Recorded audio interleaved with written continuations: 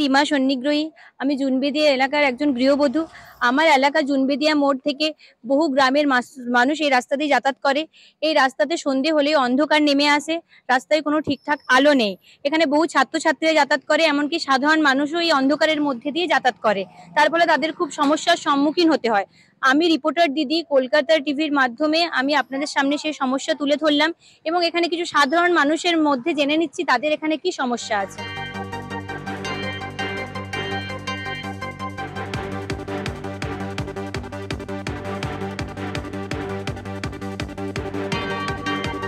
এখানে লাইটের খুব সমস্যা, মানে এখানে ছাত্রছাত্রী স্টুডেন্টরা এবং জনগণ পাশাপাশি যারা আসে লোকাল বাড়ি, তারা যাতায়াত করতে রাত্রে হলে খুব কষ্ট হয়।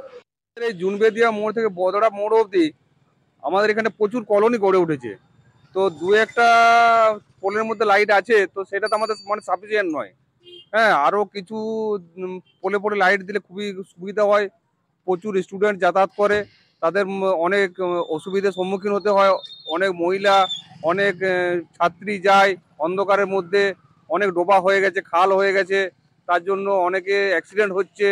হ্যাঁ, আমরা মহা সমস্যার মধ্যে পড়ে গেছি। আলো না থাকলে পরে আমাদের মানে ছাত্রছাত্রীরাও বাইরে বেরোতে খুবই মানে পাচ্ছে, ভয় পাচ্ছে। শুনলাম সাধারণ মানুষের সমস্যার কথা, এবার শুনবো প্রশাসন আমাদেরকে কি জানাচ্ছে।